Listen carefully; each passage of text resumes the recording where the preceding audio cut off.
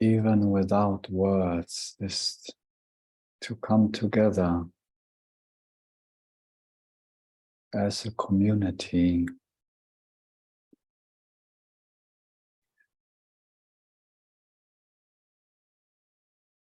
in this quest for happiness, for peace, for love.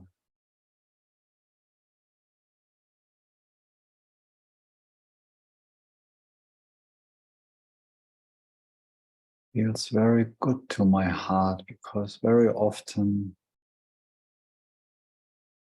in times of transition into the new, we can feel a bit lonely on this path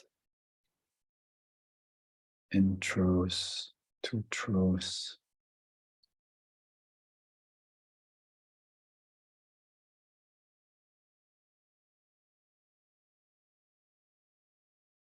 It's good to know that there is more of us crazy ones out there, so to speak.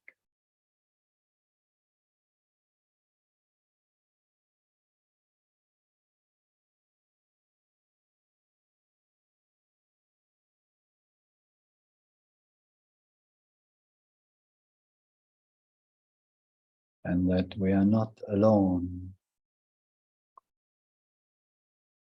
And the bond that is created in friendship in these meetings moves invisibly throughout our lives, throughout our week.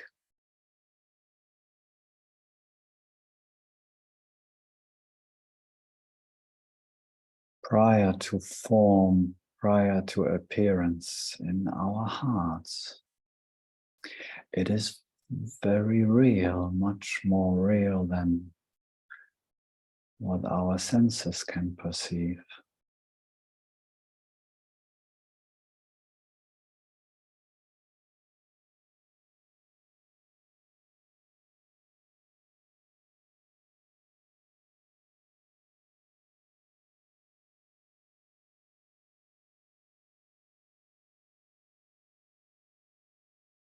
It's one thing to know that we are one, but it's another thing to connect together in community and feel that. And I'm very grateful for our little community and friendship to connect and meet. In reality, in real as we are today, now, no matter how that looks like or feels like.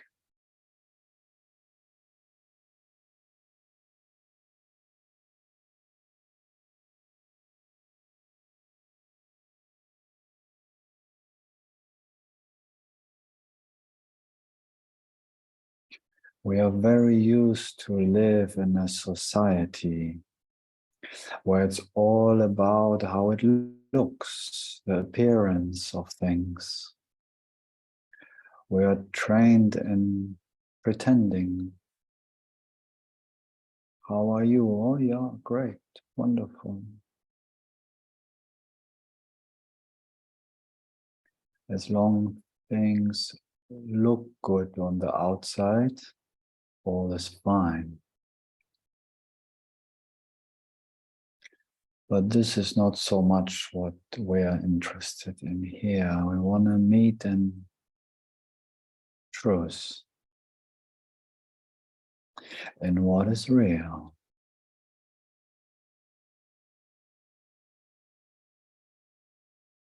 If we learn to show up for ourselves and with our friends in real,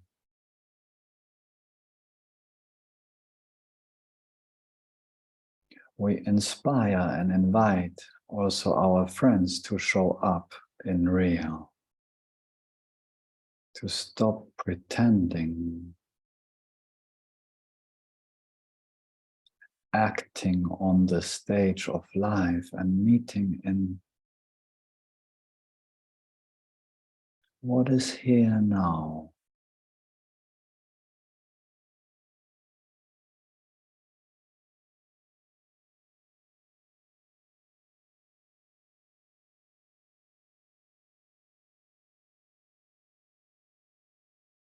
And whatever is here now, pleasant or unpleasant,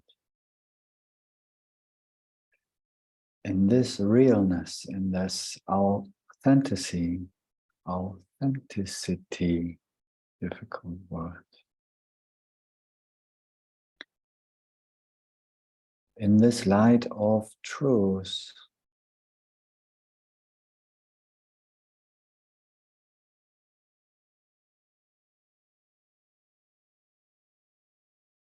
things will find back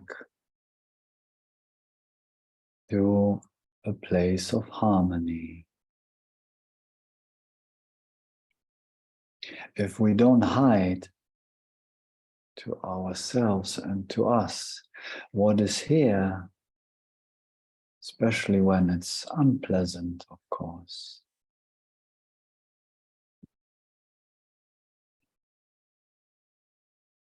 then we allow to be seen as a whole.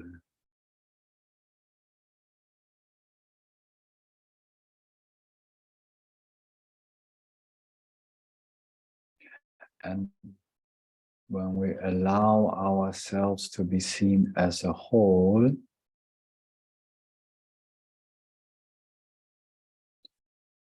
magically,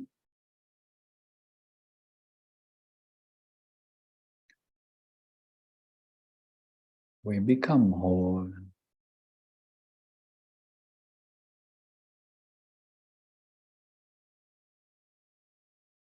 We allow wholeness to come back to reality.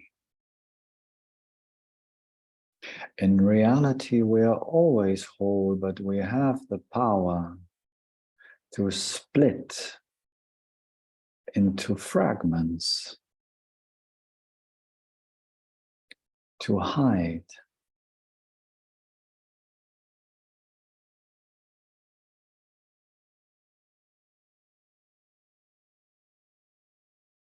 Things from us and from others. And in that way, we become separated fragments. And our society, unfortunately, is very much conditioned like that. That to show up as we are is a sign of weakness.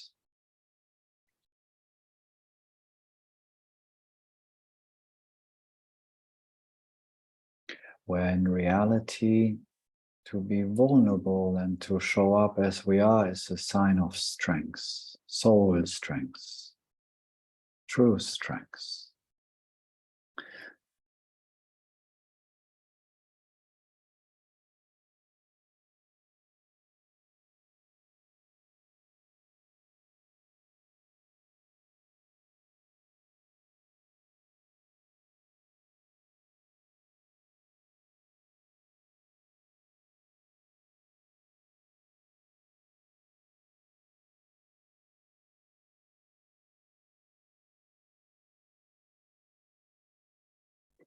And I feel very much we are moving into a beautiful new time in this dream, where this is very much true also for the spiritual world and spiritual teachers and gurus and all of that.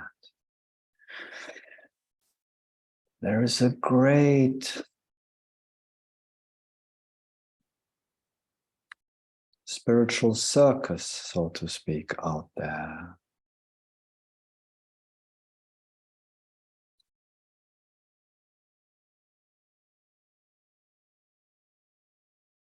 A world of appearances within appearances. Somehow we have this idea that a spiritual teacher, whatever we want to call it, has to be the perfect being. Always looks great, never has any problems, always fantastic mood, no headaches.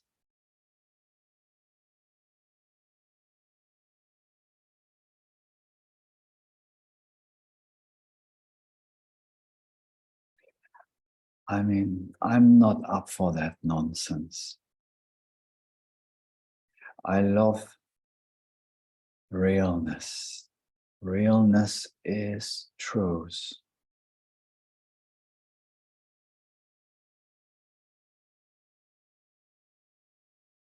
I saw once a postcard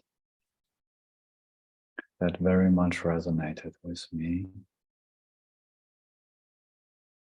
Love does not need to be perfect. It has to be real.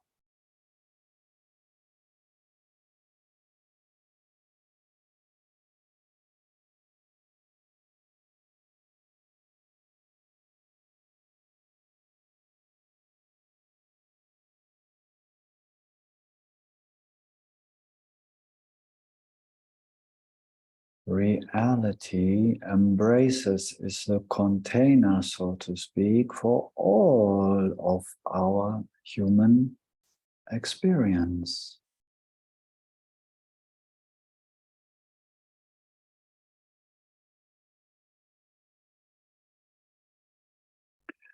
It's just the idea of the conditioned mind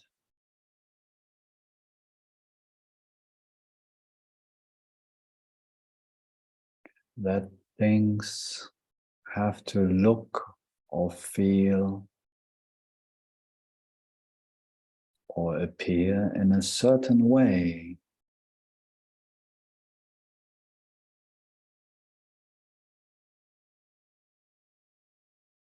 And because most spiritual seekers have that ideas how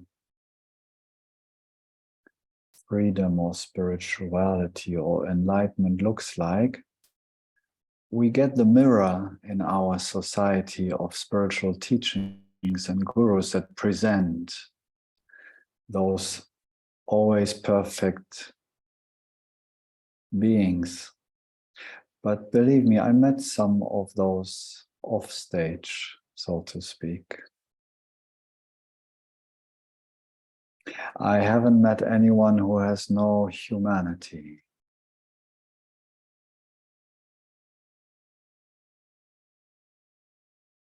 Which comes with ups and downs.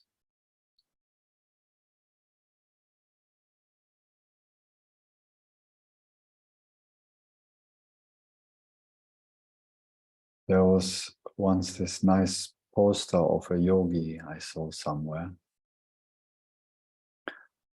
White, long beard and orange robes and on a surfboard riding a wave.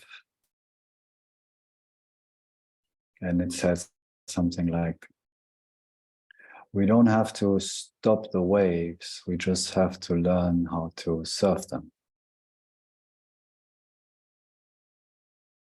how to ride them. The waves of life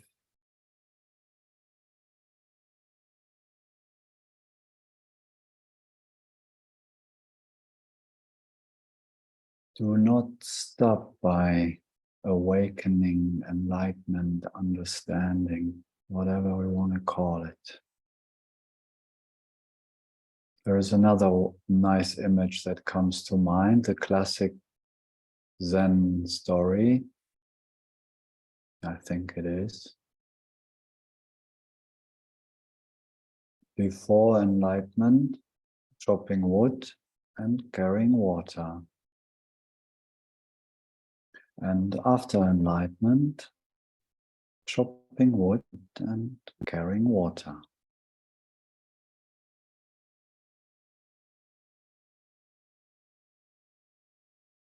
I would add maybe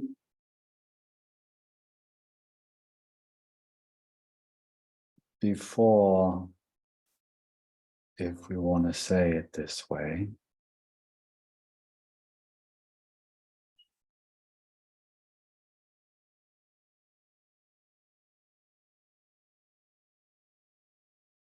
there might be great despair and unhappiness with deepening, integrated, embodied understanding. The body and mind might struggle. Feelings may come that are very unpleasant.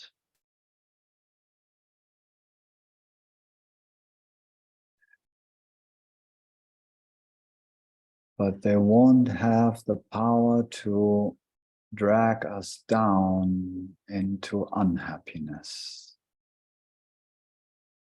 So we'll chop wood and carry water happily.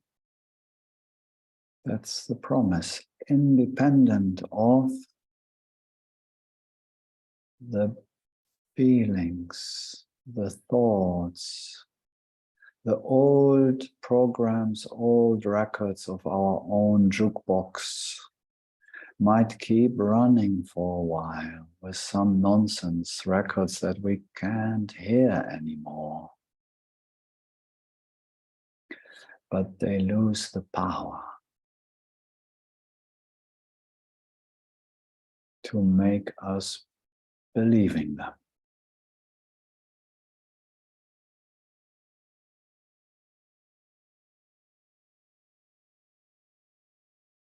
The body-mind becomes a tool of enjoyment, of celebration, where often in the search it's a tool for despair and suffering and enjoyment. The body-mind will always be a human being. It will have moments of sadness, and sometimes it will feel up, sometimes it will feel down. There will be pain. It's the nature of things. But the promise is there will be no suffering. No separate person, no me attaching to the negative thoughts. No personal me attaching to the headache.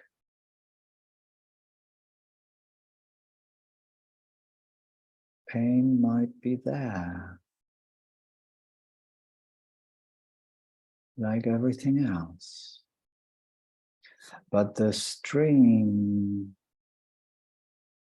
of consciousness, the stream of silent peace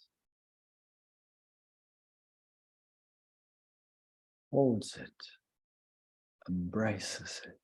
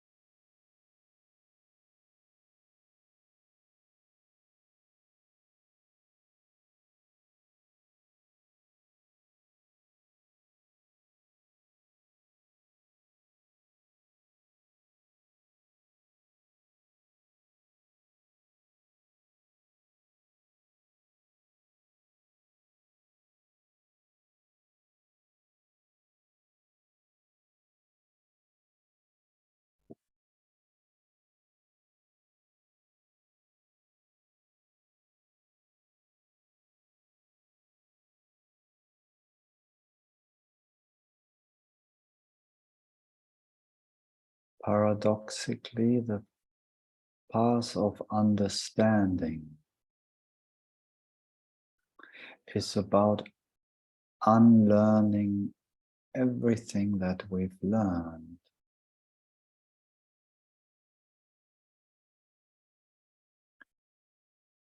Including about me being free.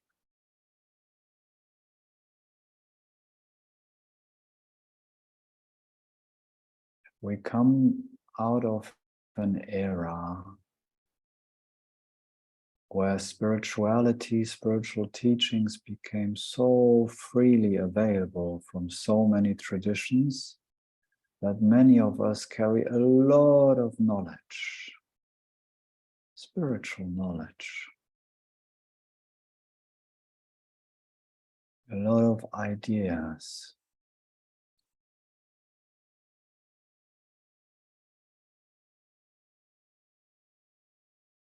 How things should look like.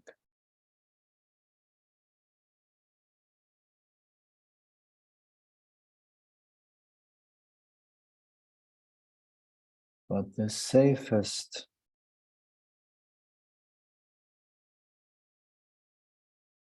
and most real place to check my spirituality is in this very moment in myself.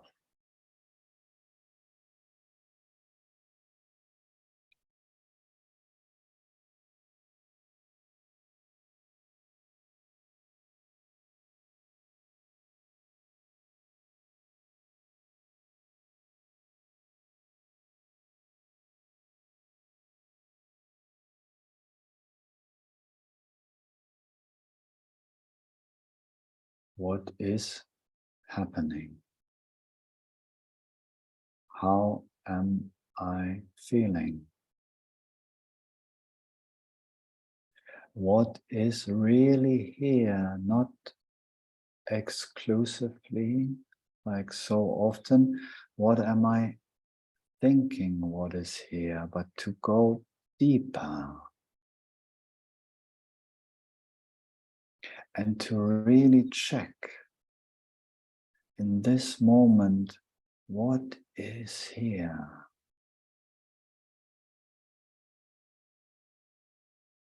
Nothing that is not real can stand the light of reality, the light of love, the light of pure consciousness on the long run.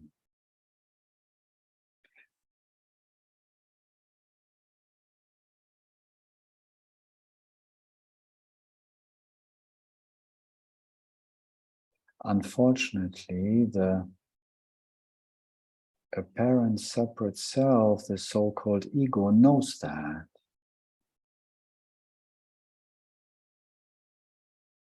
So it hides.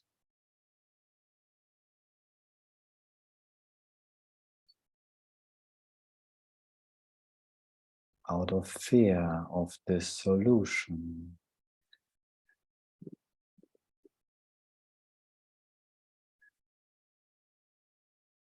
But it's our own game. There is no ego power outside of us. It's all within our own consciousness.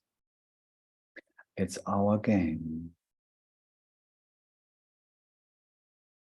So when we stop and look, really look and become really, really interested in what is here, through understanding, we can really look without fear and meet what is here, knowing that the light of consciousness will take care of it. If we dare to open up to it.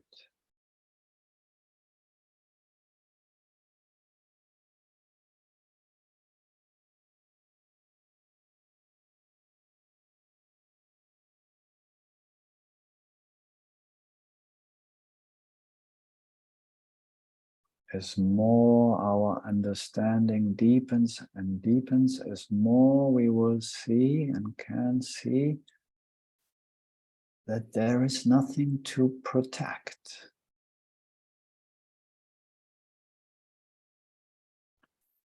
It's all happening within our consciousness,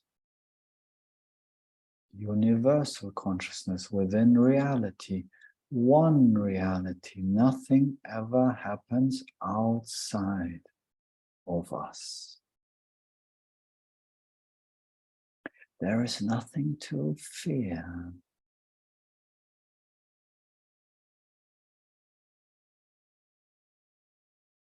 And nothing to hide, because in reality, we cannot hide from ourselves and from our loved ones and from society.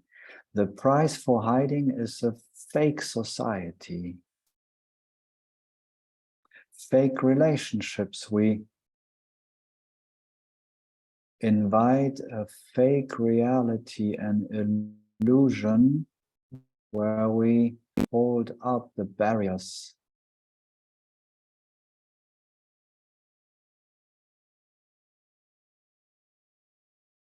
where we can pretend that things cannot be seen.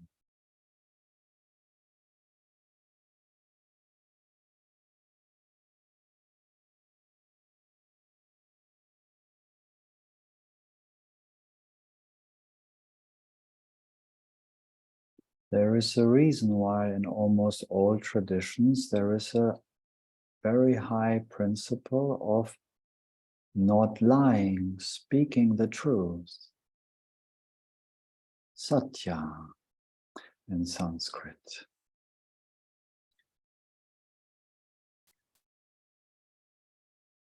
When I heard about that many, many years ago, it really struck me somehow.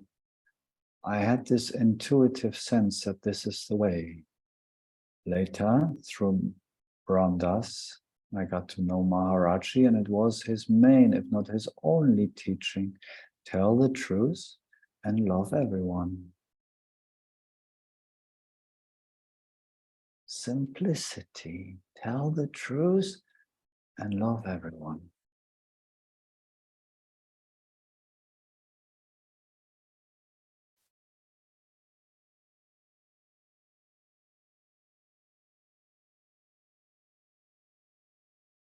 When we tell the truth, when we speak the truth, when we are true to ourselves at least,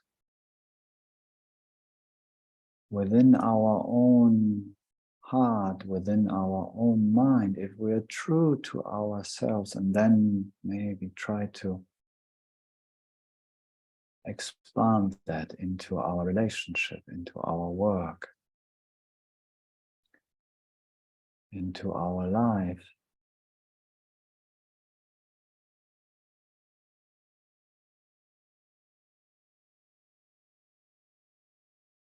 we set our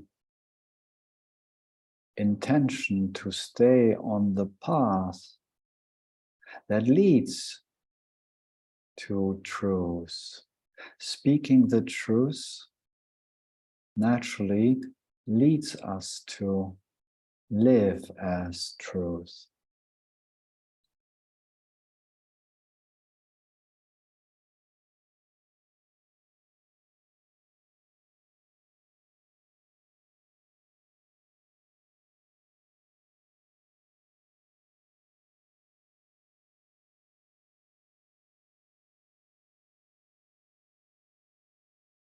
It has many positive effects.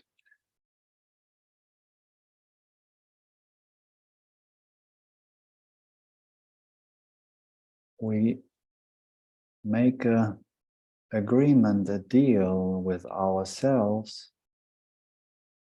by not lying and speaking the truth, to stop having hidden corners within our own psyche, within our own mind. We stop creating fragments, separation. Speaking the truth, which never is the absolute truth, of course. Our truth as it is for us here and now.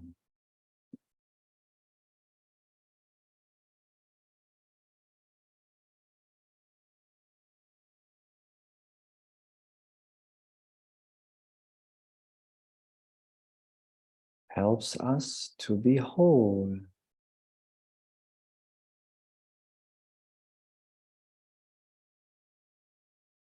It's a funny culture, society we're living in, where lying is something like totally normal, conventionally accepted as part of life. But it comes with a price.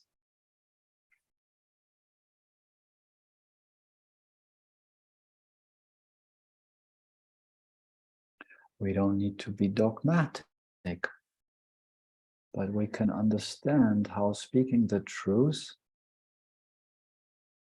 as good as we can supports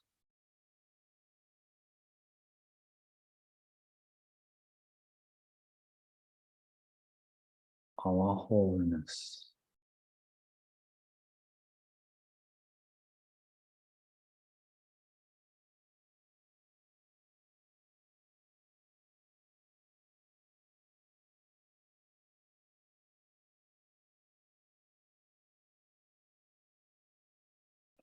Additionally,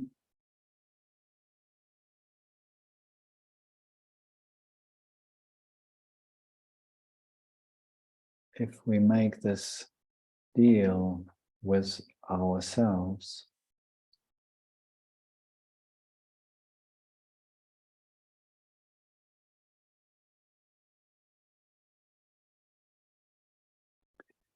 it helps us to overcome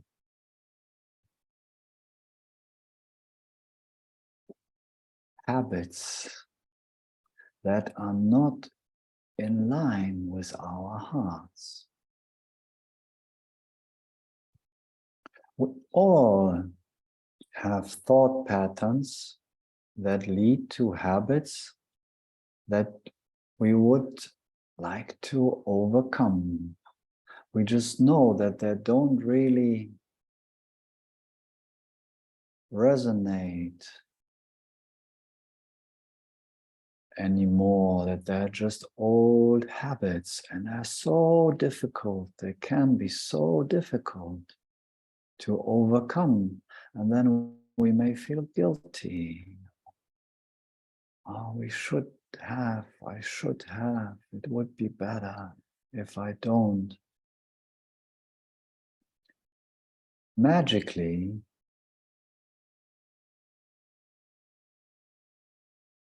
by making and deal with my own heart to look within myself for what is true here and now, and maybe also share what is true here and now, will help me, because I will know that if I am not true with myself, if I don't speak the truth, it will come after me in those moments where I want to rest silently in peace.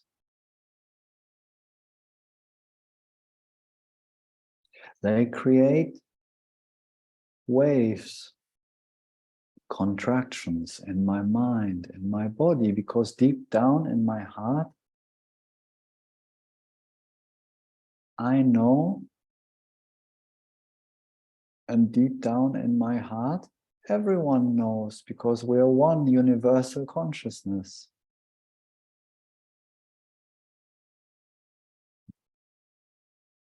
So we could try for a change as a society instead of an agreement of pretending and creating separation and suffering.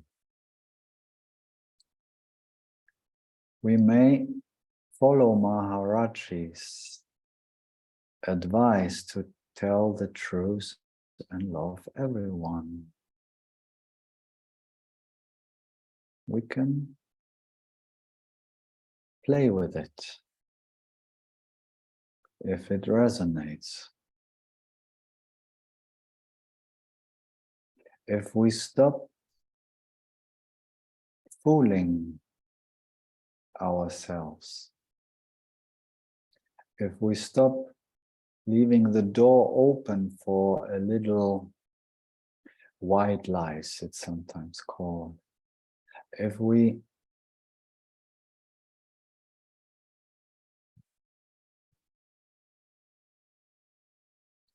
find this place of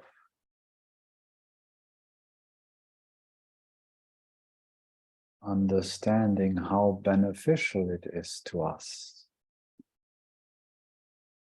to meet in truth and to speak, especially with our loved ones, our friends. What is here now?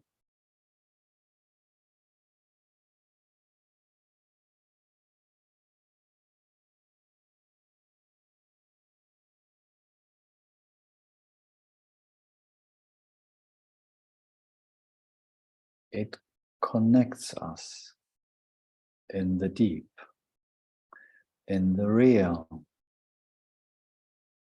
in that which will bring happiness and peace to our lives. Because it is true, because it is real, and not just an appearance, an image, show.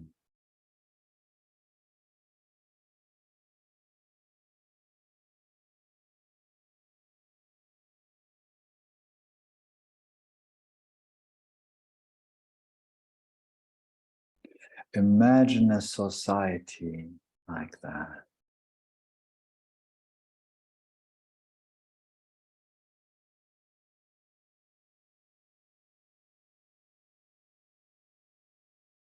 Where we all know that in reality, deep down in our hearts, we can't hide anything from each other anyways. That it's when we hide from each other that it just strengthens illusion.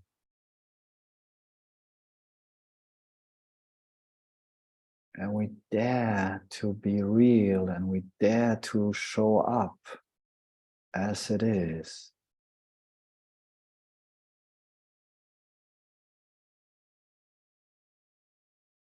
I mean, I'm in. I don't know about you guys.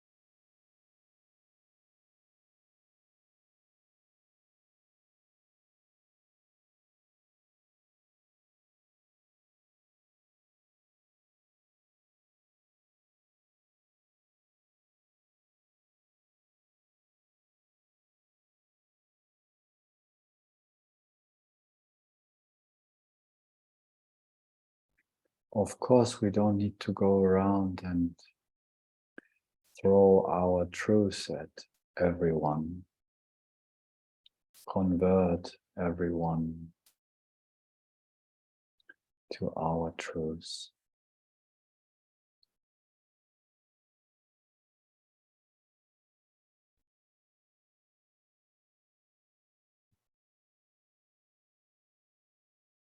That has been tried before. It's not about that.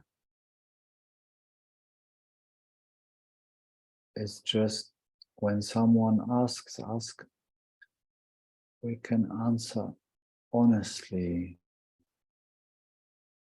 And sometimes that might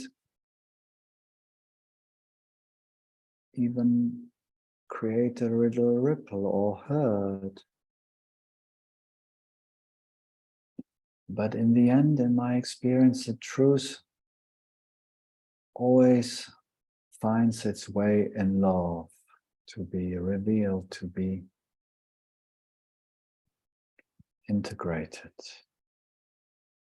And just the very intention to speak the truth, as I said, will stop us from following the habits that we then have to hide from ourselves and others.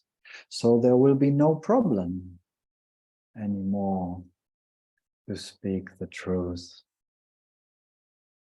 We will have a clear conscience which frees our mind from conflict.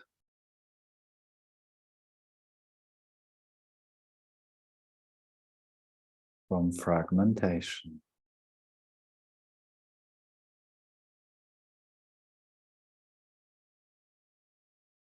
It's such a little tool, apparently, and so powerful.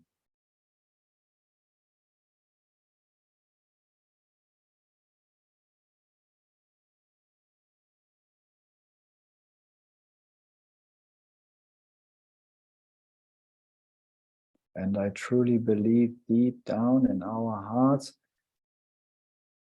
we long for that as a society.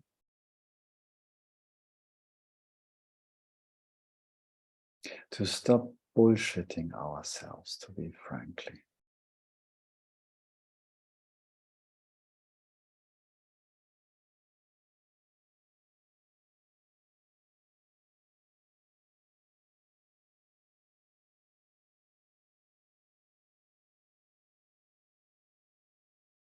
To stop pretending.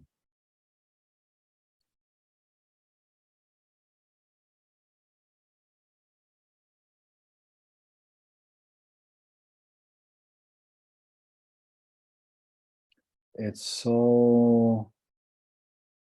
feels so wonderful in our hearts when we can do that. Very often it is achieved in meditation retreats or spiritual retreats through silence.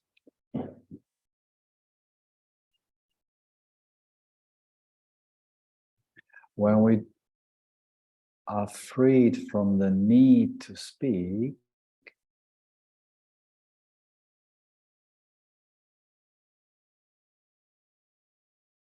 we are allowed to meet as we are. In silence can be a intermediate support. Because somehow we think when we can speak that we need to speak, and then very often the programming, the habits, the old records of how we think we should appear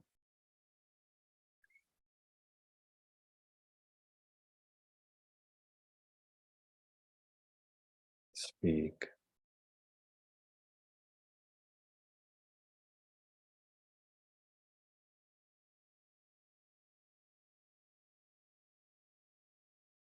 So when we meet in silence,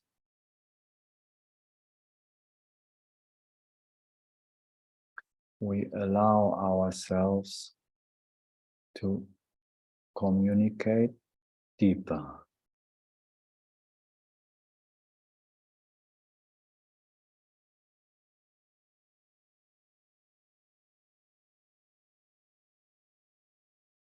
In silence, we can't hide from each other. In silence, everything gets revealed to each other, not to the mind, but the openness, the universality of consciousness is experienced when we meet in silence. And as we are often, as a society, so used in pretending and hiding, silence can be very, very threatening to the mind, to the conditioned mind.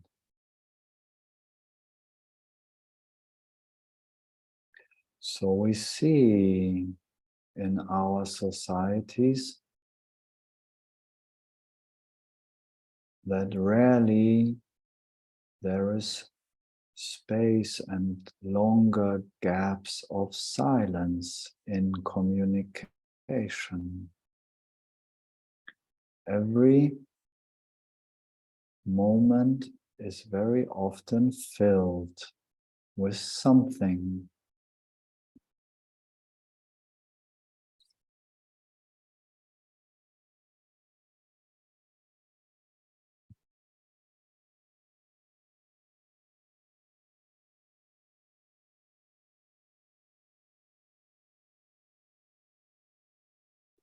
Because intuitively we know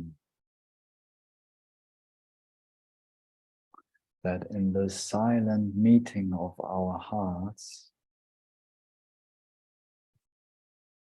there are no secrets.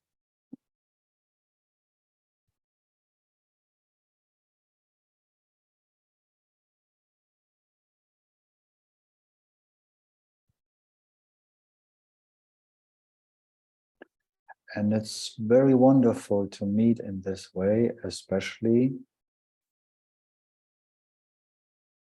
if we have cleared our hearts.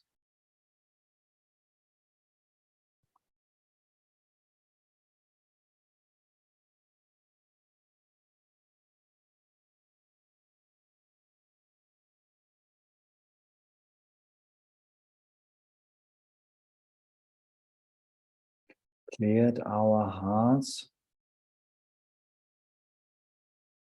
from everything that is not in harmony with our truth, knowing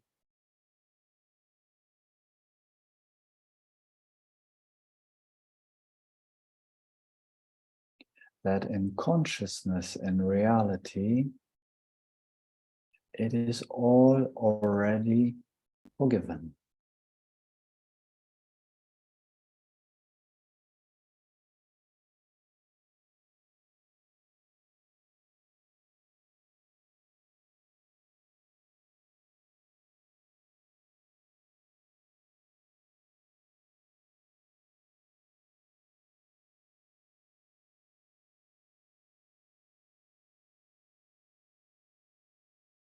The one without sin may throw the first stone, Jesus said. Every single human being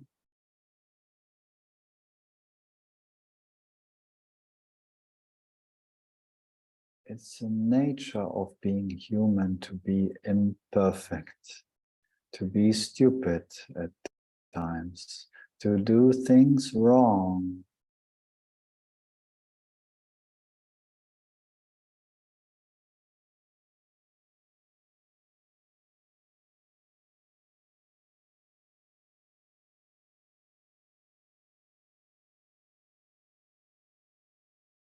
In the world of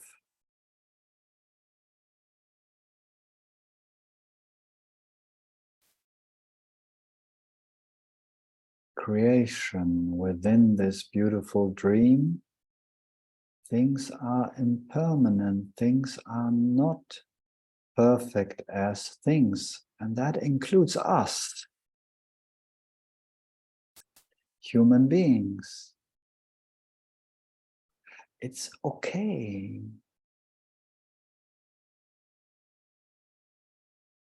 to make mistakes, to say something stupid, to have a bad day.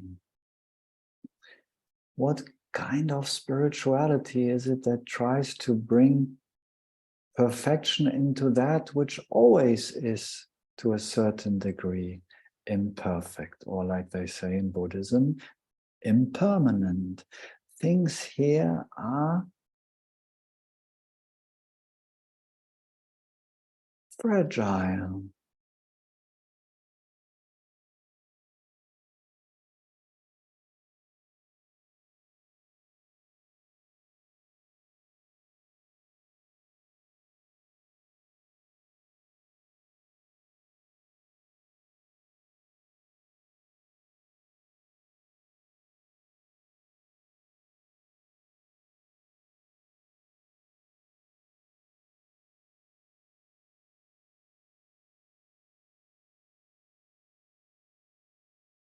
When we surround ourselves with friends that understand that, it's much easier to show up in real.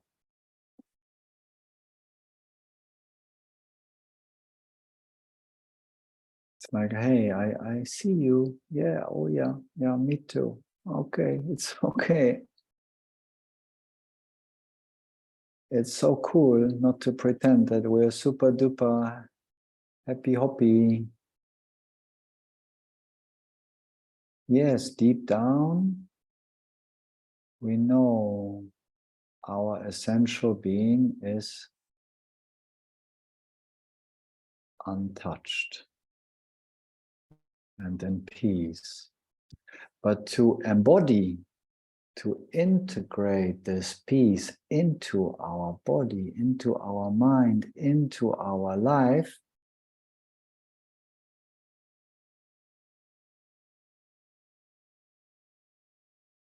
to embody that, the light of truth needs to shine on that which is not, apparently not real, apparently not whole.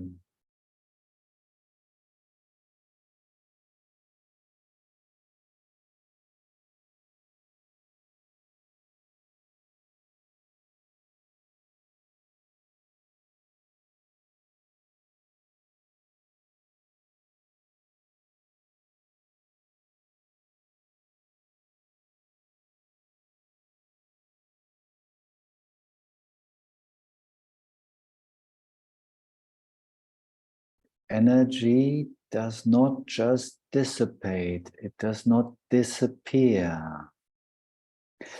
We sometimes think by spiritual teaching or by meditation or by instant samadhi forever, ever, all the negative energy, all the beliefs, all the habits,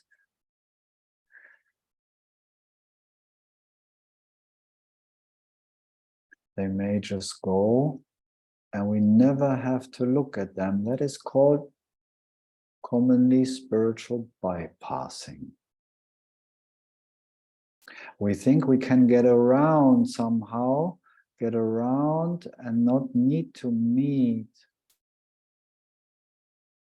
the energy in us that is somehow stuck, the beliefs that are somehow very sticky to our mind.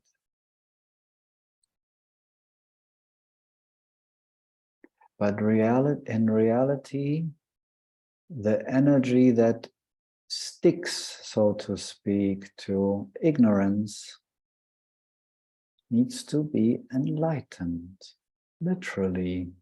The light of awareness, of truth, needs to shine on it. and to shine the light of awareness, the light of truth in our hidden corners that we all have.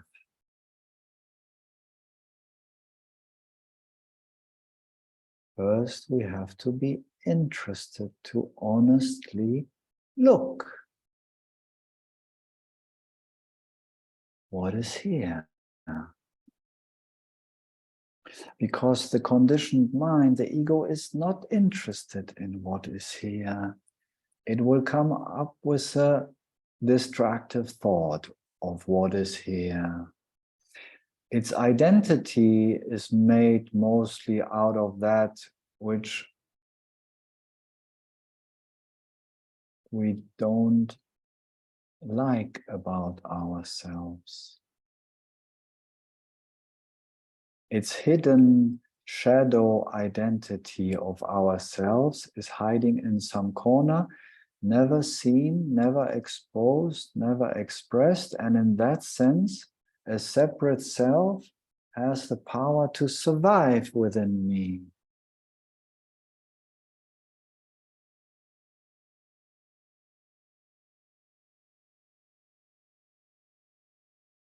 So just this very intention to truthfully look beyond the surface of conditioned thought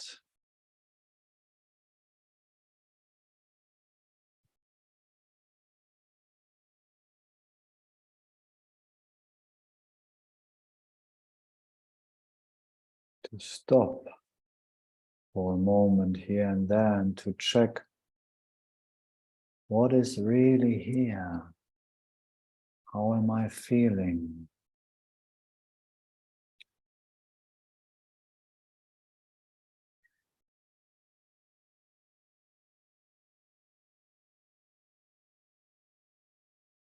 Is my body contracted or open? Am I tense or soft? Am I relaxed? Or am I running a program? How is my heart?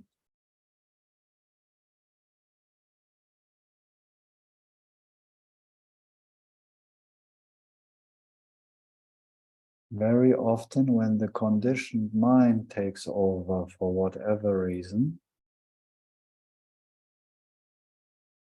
very often we can see when we become a separate self, an apparent separate self, we will find that our heart is pretty closed and often hard and tense.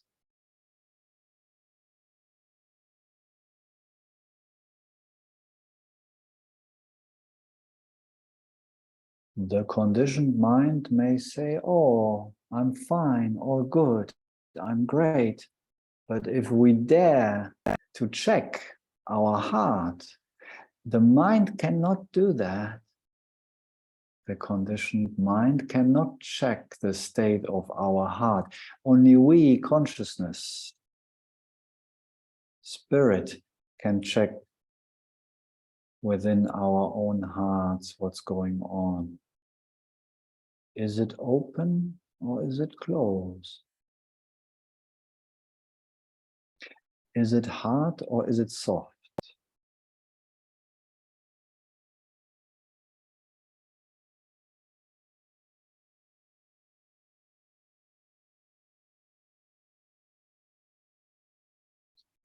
When the heart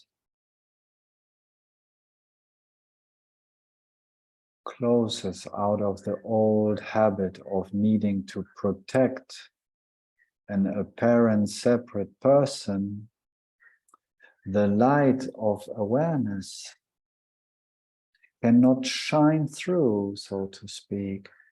I become a separate entity, separated from the deeper layers of my being. The heart is the gate to my being, to our shared being.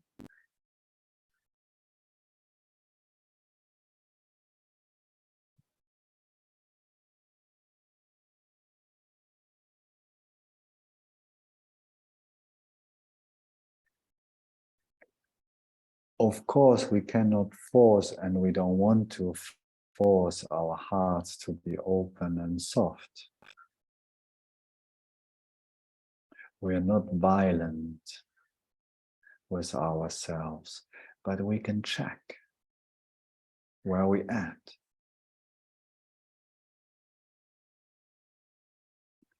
And we can see that with understanding, we more and more will dare to move openly through life, through our relationships. We more and more dare to be vulnerable, to be touched by life. Because we understand that there is in reality no one, no separate ego that can be hurt.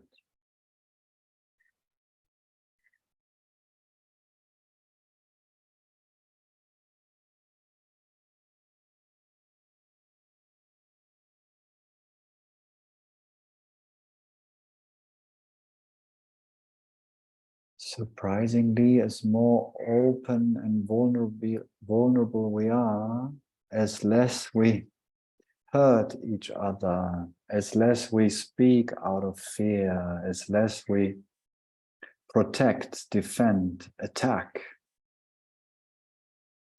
This all comes from ignorance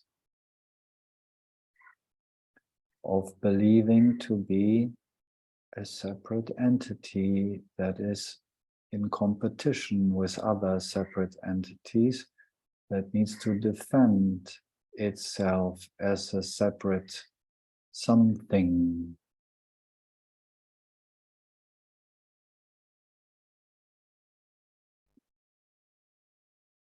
And our own hearts are a great way to check where we at in this moment.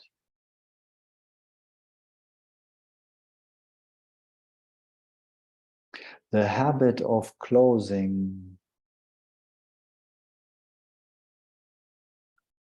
will happen over and over again. That's okay.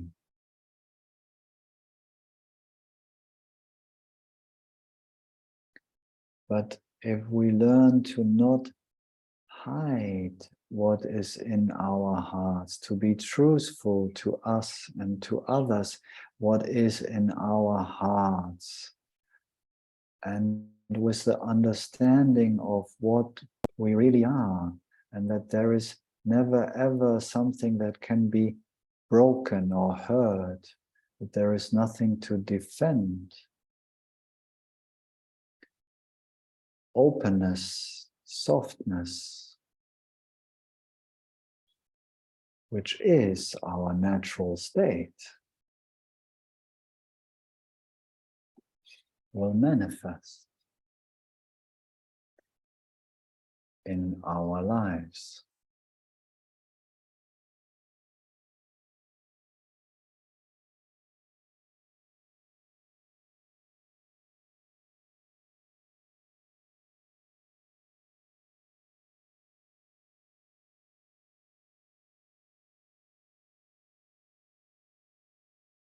So sometimes we may check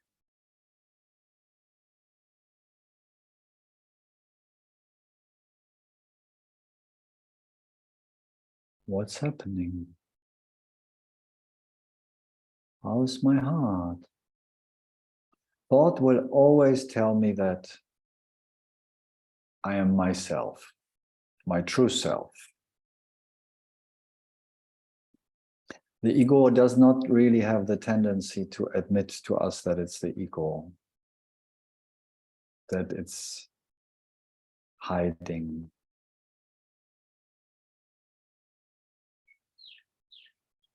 it comes with a million excuses why it's safer to be closed,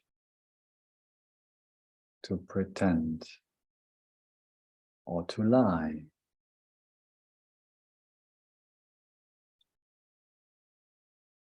But we are in charge. We have the freedom as consciousness, if we want to call it that way, to look and meet what is here, open or closed, doesn't matter, as long it's real.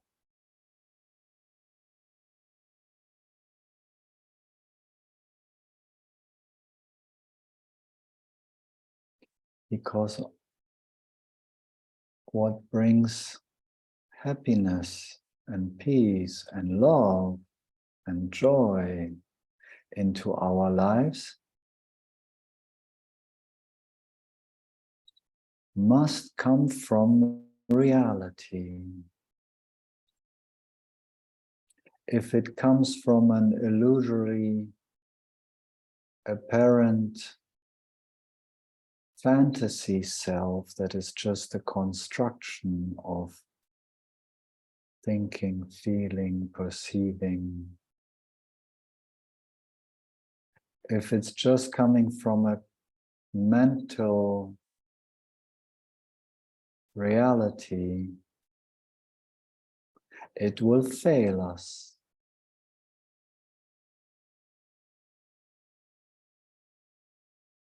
Because all ideas about ourselves, earlier or later, will crumble. They cannot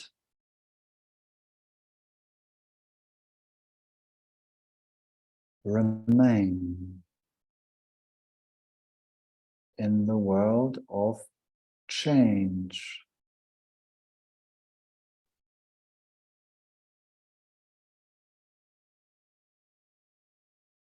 Thought about ourselves is due to change. And to speak that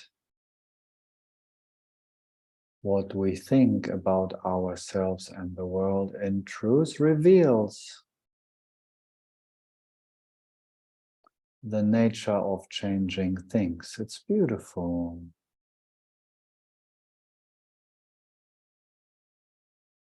But what we are really interested in, if we are looking for lasting peace, is the reality out of which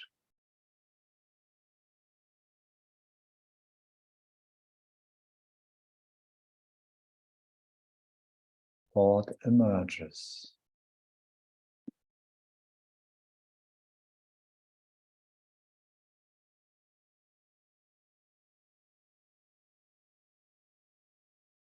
And when we look in this way, we will discover that very often thought and action emerges from programming, from an apparent separate entity that has beliefs that don't match the understanding that I am universal consciousness.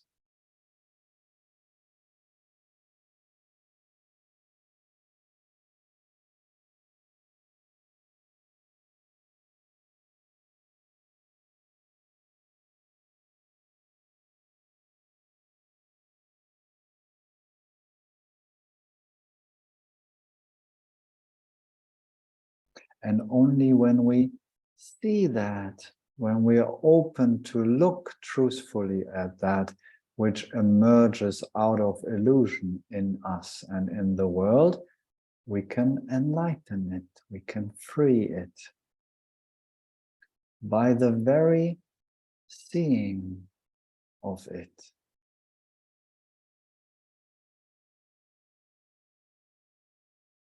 This is true alchemy.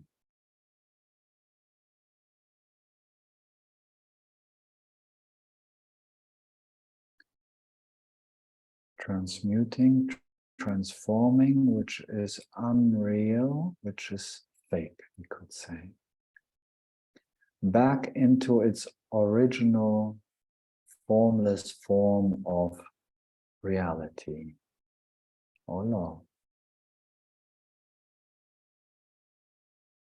This is how powerful we are. It's our game.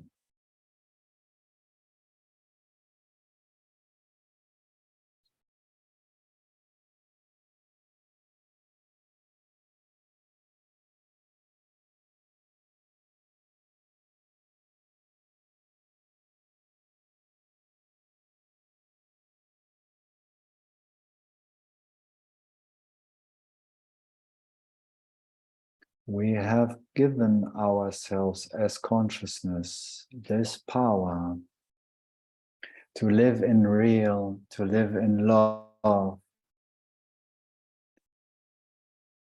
live in truth, in harmony, in beauty, or to live in fear, in separation, in lack, in need.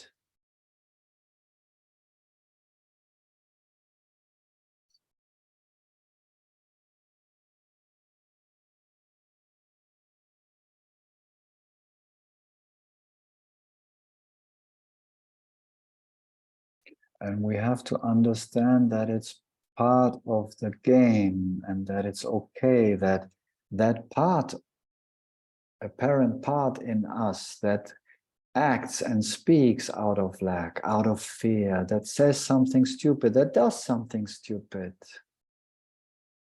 is the very part of the game. We don't need to hide that away. It wants to be brought into the light.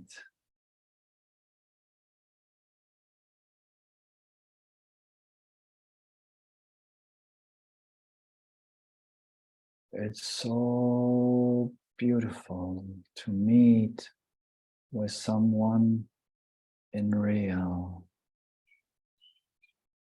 Oh.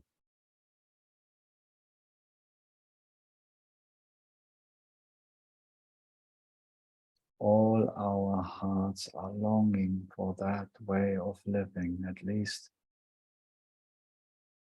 in my world. So tired of pretending, including my spirituality.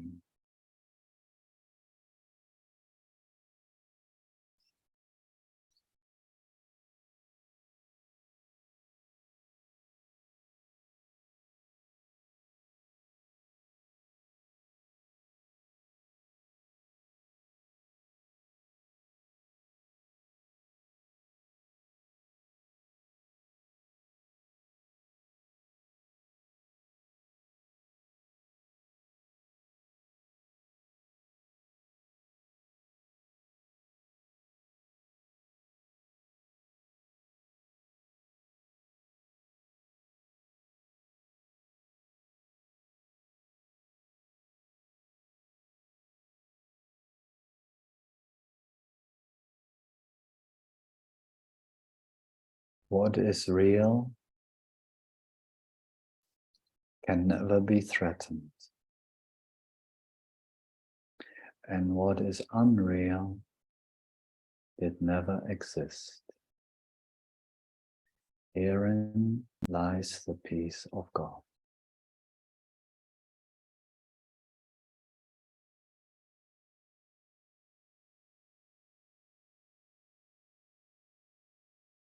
What is real can never be threatened.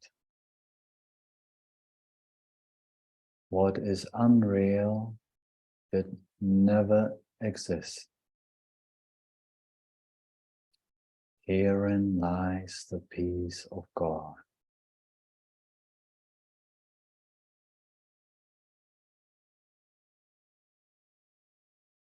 This is from the Course in Miracles.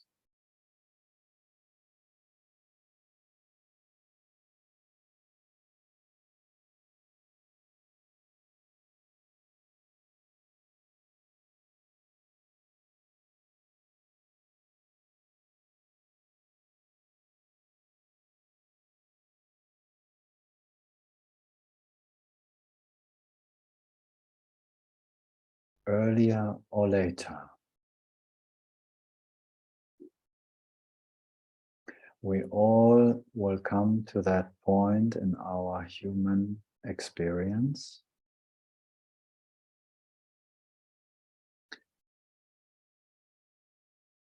where which is not real crumbles away.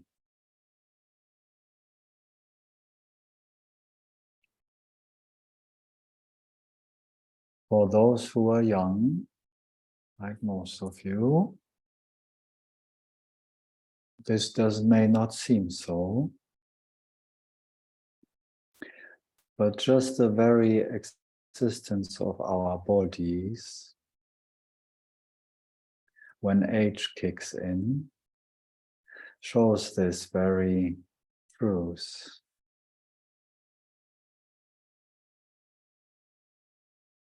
Just yesterday we were so young and fresh, like a green apple, freshly from the tree. And just a blink of an eye later somehow, wrinkles here and there, hair gets gray. And in no time, this body will go back to where it came from. But what is real to this body, what this body is made of ultimately, will be still here.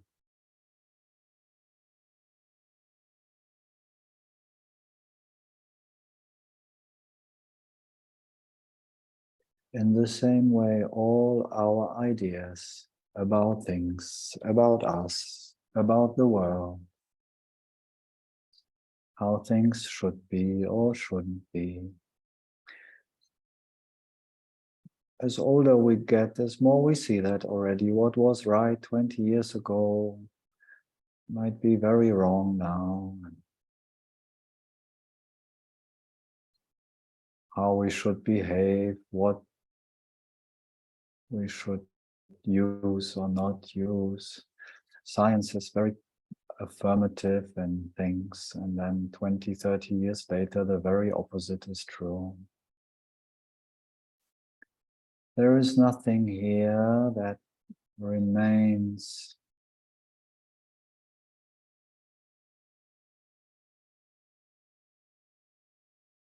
that we can rely on in thought, in feeling, in body appearance. It will change.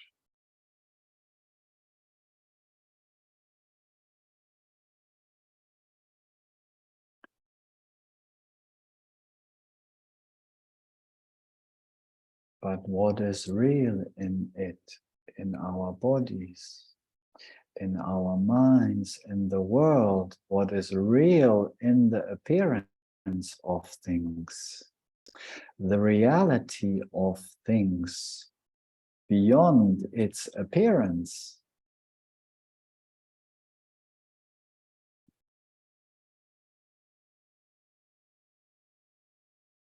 will forever stay the same.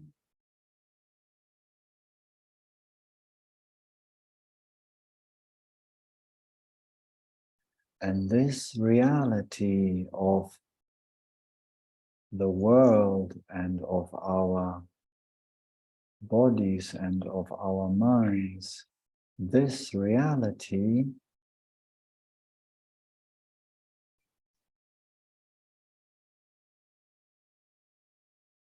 is what we call I.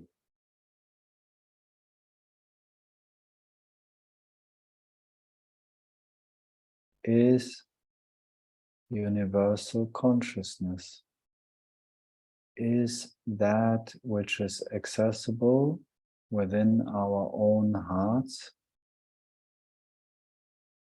which was never born and which will never die.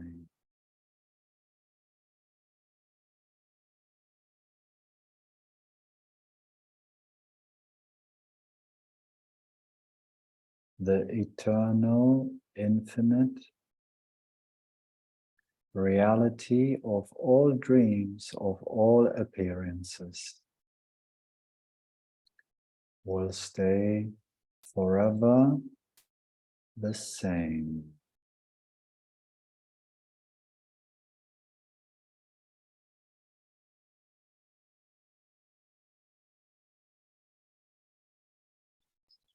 This is Samadhi.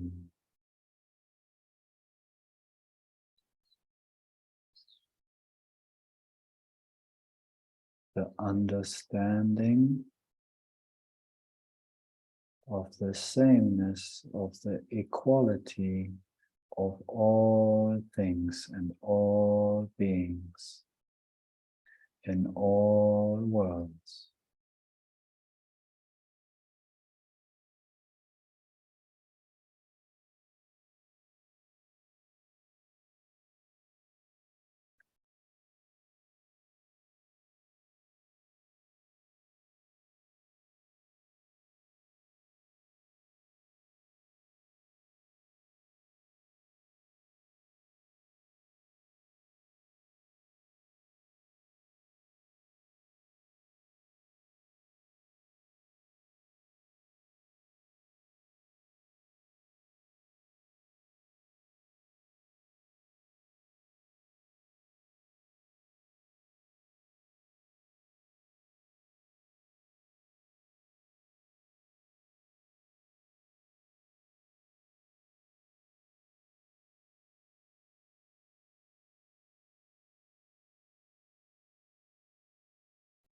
And this samadhi may or may not come in some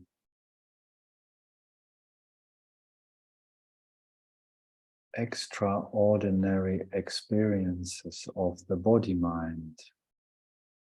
These are just releases of stored, stuck energy. But what remains of samadhi, called sahaj samadhi, is just this ordinary understanding.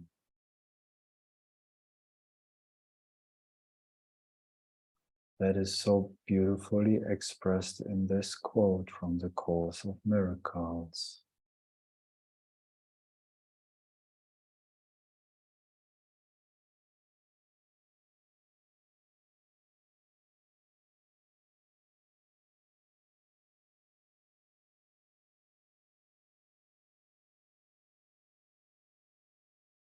We are that which is true and which is real.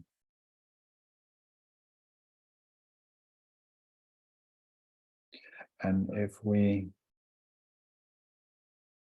live like that, we embody that truth, that reality, that knowing of us all being that reality as one.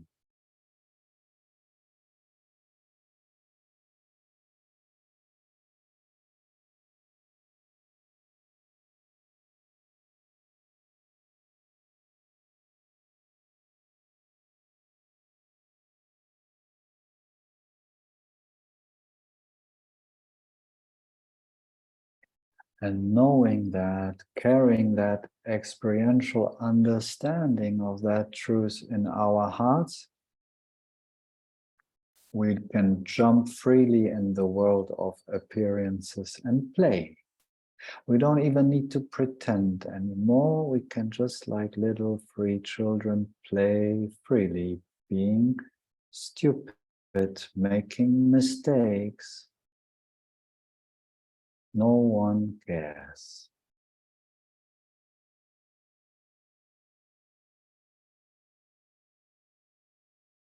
The innocence in our vulnerable, open hearts will protect us.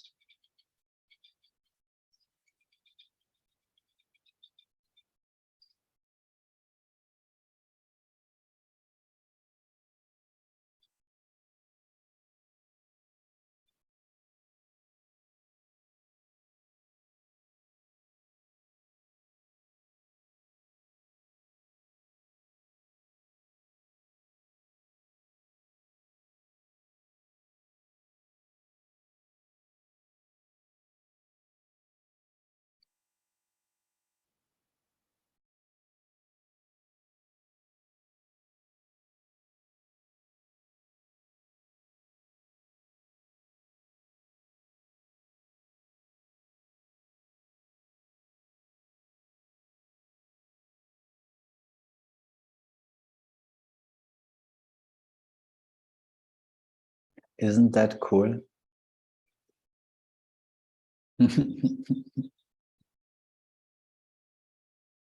I mean, it sounds all so and so, but if we grasp what that means,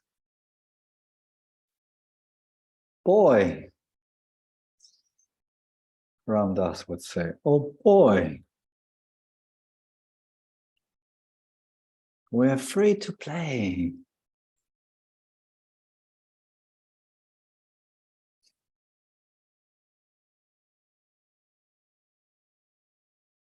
Free to love.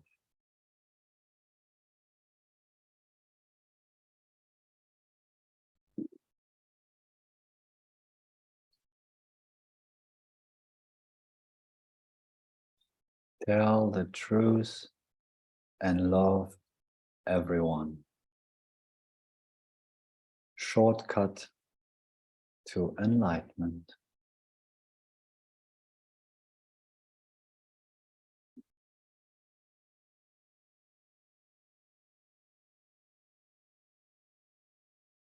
Just be human. Just be real.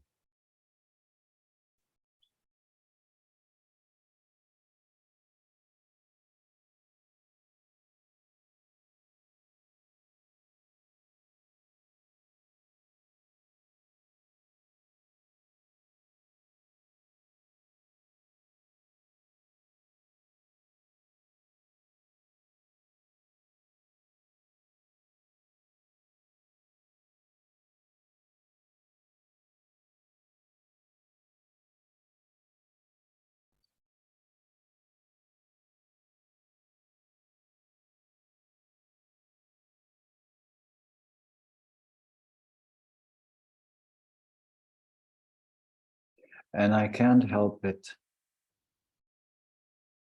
This is what I'm seeing in my heart, where this is all going.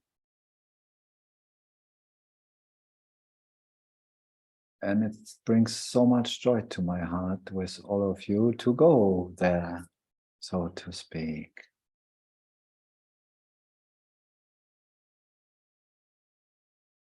We're here for this way of living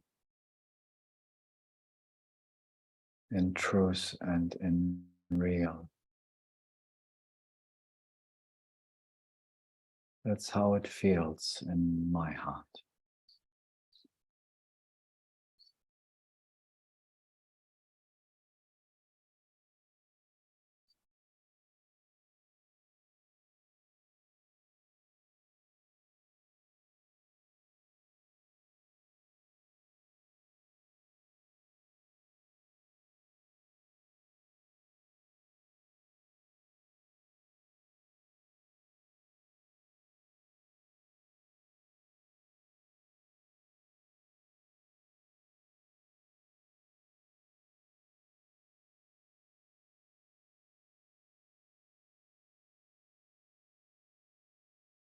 And as I have hopefully shown a bit today, the power that we carry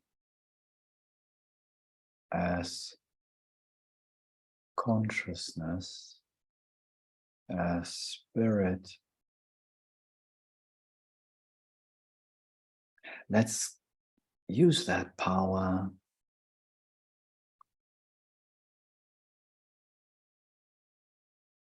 within our own hearts to create and dream and dare to dream this manifestation of a world of harmony and realness and beauty into our consciousness. That's our power. Now I almost sound a bit new agey, but it's true.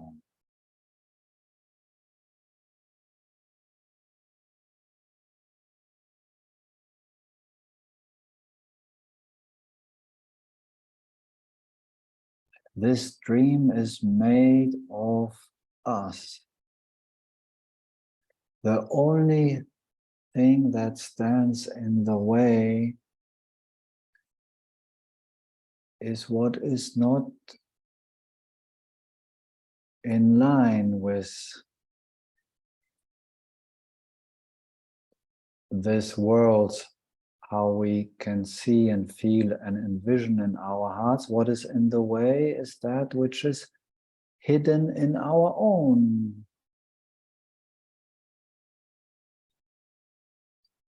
psyche, the collective psyche of humanity. Once we clear that,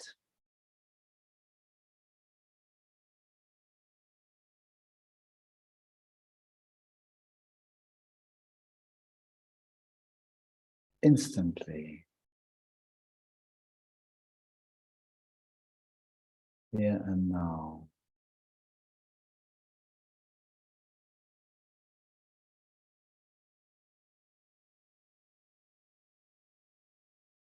we can incarnate, we can birth a new world into existence.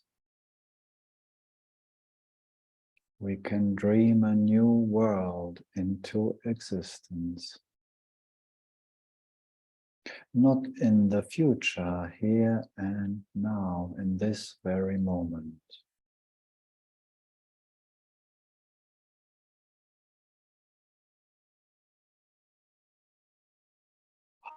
How? If we choose every single moment to follow the truth that is in line with our understanding of reality in this moment, if we stop listening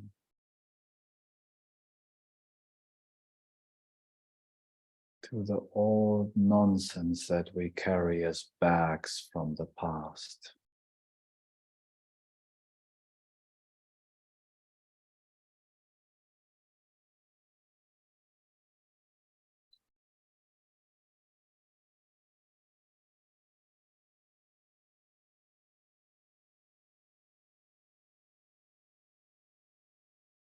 it's past.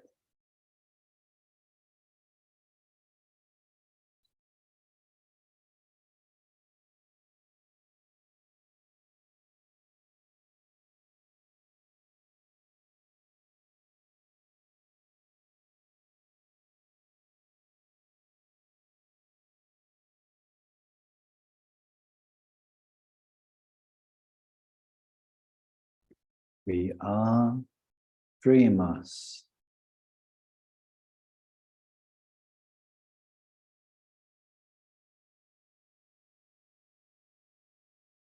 One dreamer. We are dreaming God's dream together.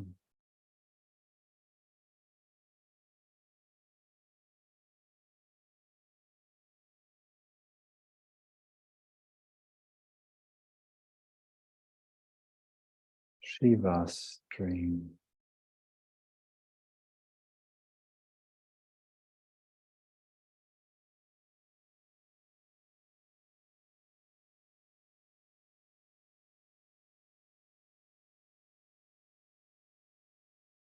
That's how important we are.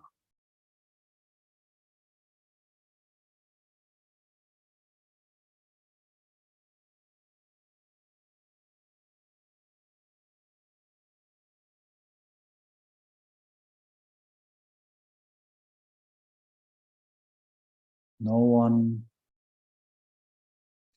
can take care of our happiness,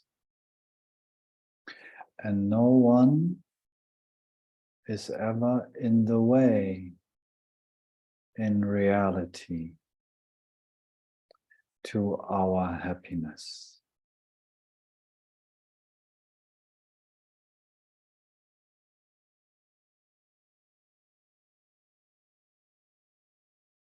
It's our game. It's our dream.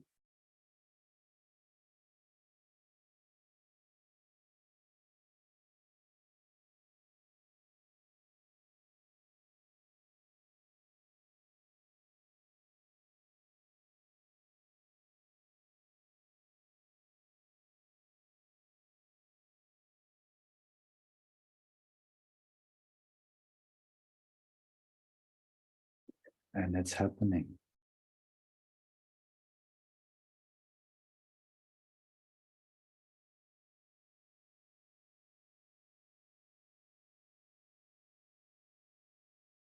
And it fills my heart with great joy to see it happening despite the challenges that it brings within us and within the world. Not easy to let go sometimes of lifelong learned habits. Okay.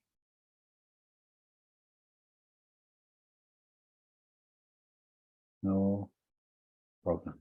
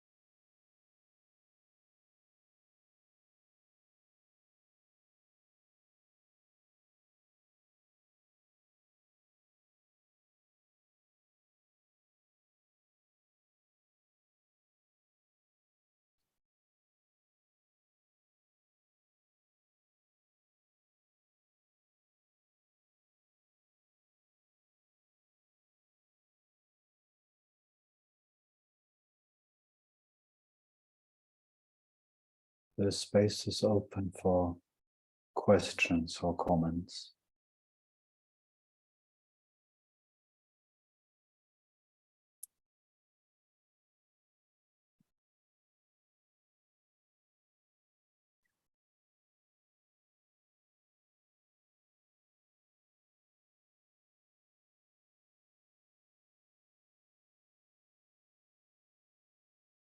And it's also open for silent integration of our dream as one.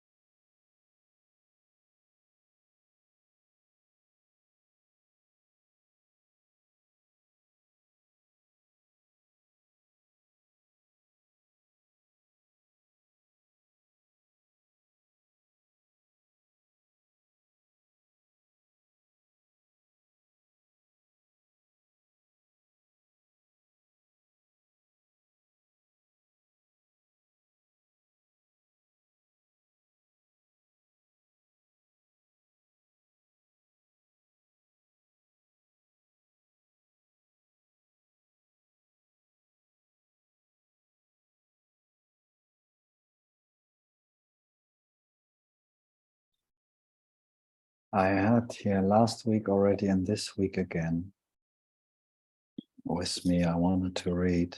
There's no question. I might take the opportunity. The Tao Te Ching. Beautiful.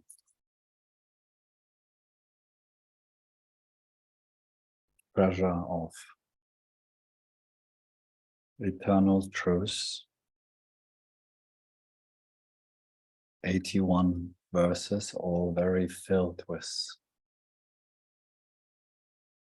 great wisdom and understanding.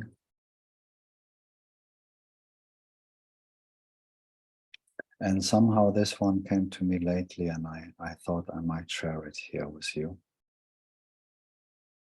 It's verse 29, if you want to read it yourself somewhere.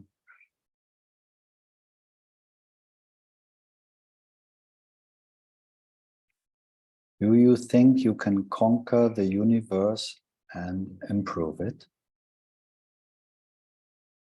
I do not believe this can be done. The universe is sacred. You cannot improve it. If you try to change it, you will ruin it. If you try to hold on to it, you will lose it. So sometimes things are ahead and sometimes they are behind. Sometimes breathing is hard. Sometimes it comes easily. Sometimes there is strength and sometimes weakness. Sometimes one is up and sometimes down. Therefore, the wise avoid extremes, excesses, and complacency.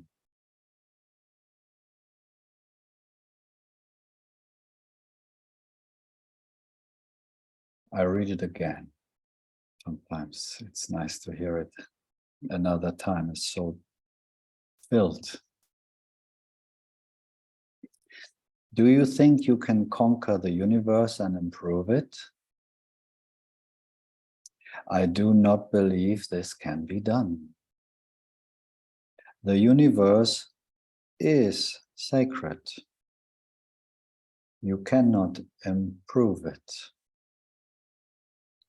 If you try to change it, you will ruin it. If you try to hold on to it, you will lose it. So sometimes things are ahead and sometimes they are behind. Sometimes breathing is hard, sometimes it comes easily. Sometimes there is strength and sometimes weakness. Sometimes one is up and sometimes down. Therefore, the wise avoid extremes, excesses, and complacency.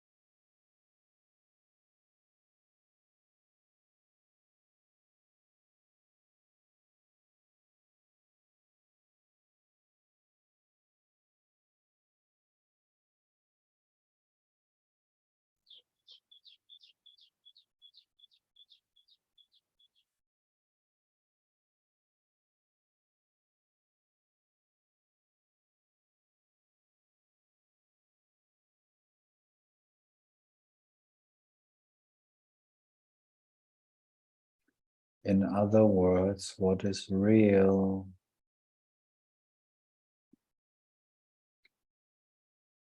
in the universe, what is sacred in the universe,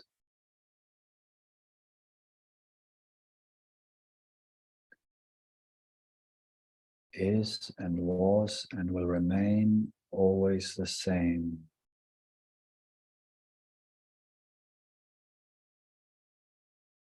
And that allows for the things to flow in the natural way, sometimes up, sometimes down, sometimes like this, sometimes like that. That is in our freedom, how the play unfolds.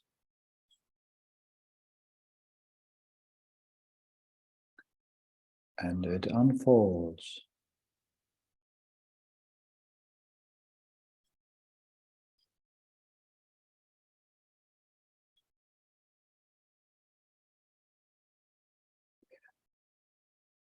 It's in our freedom how it unfolds.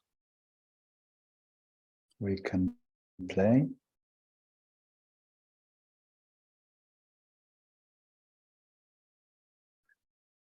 And no matter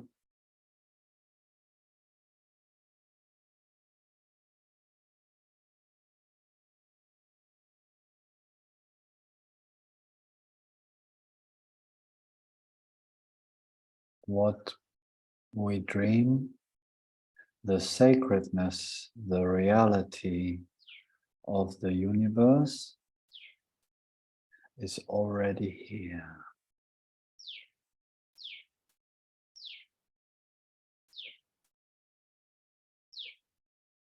It does not need improvement.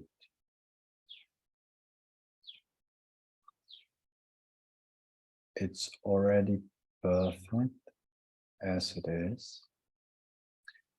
And from that which is perfect, which never changes, the world of changes and up and downs can unfold.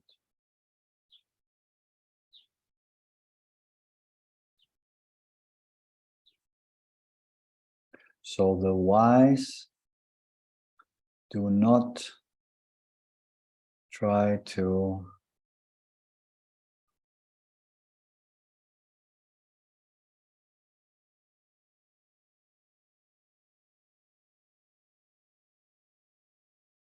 improve reality. They know that it's already perfect as it is. The wise enjoy the play.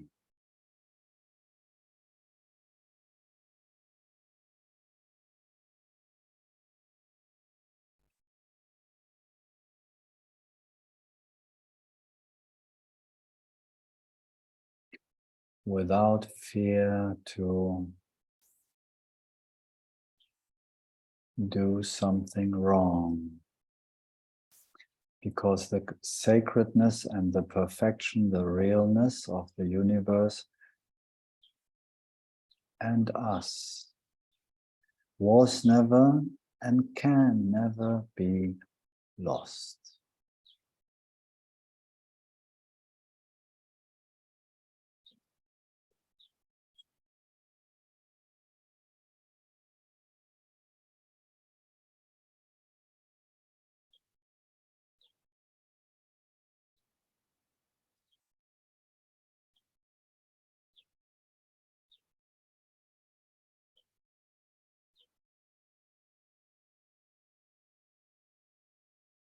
So, wishing you all well.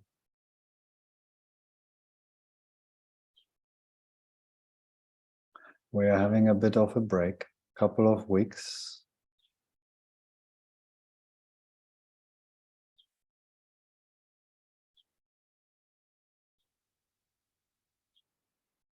So happy we got together today.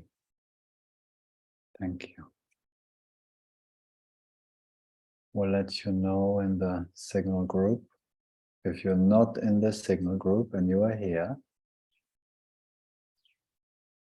Please make sure to join to know when we're meeting again. Maybe in 3 weeks, hopefully. We'll let you know.